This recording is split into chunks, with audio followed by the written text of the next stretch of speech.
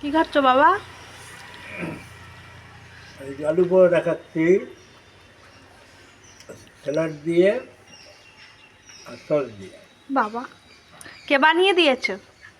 আমার মা বানিয়েছে। উম, কতদিন পরে খাচ্ছ আলুর পরোটা?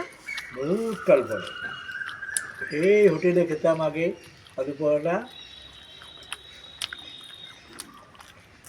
আর আজকে খাচ্ছি বাড়িতে। মা বানিয়ে দেয়নি কোনোদিনও? না, তোমার মা কোনদিন বানিয়ে দেয় না। আর আমাদের হোটেল ম্যানেজমেন্ট লোক। তিনিও মনে হচ্ছে তিনি অন্য অনেক খাবার বানিয়েছে, আলু পরোটা মনে হচ্ছে বানায়নি, যেমন তো মনে পড়ছে না। বানিয়েছে, এইভাবে বানায়নি। হুম? আলু সিদ্ধ করে মশলাপাতি করে তারপর বানিয়েছে।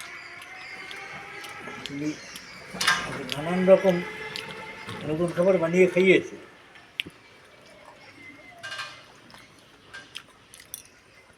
মোমো তো প্রচুর বানিয়েছে।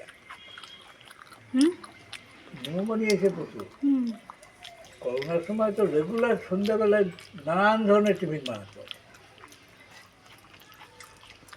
নতুন নতুন। কোথা থেকে আমি তো জানি না।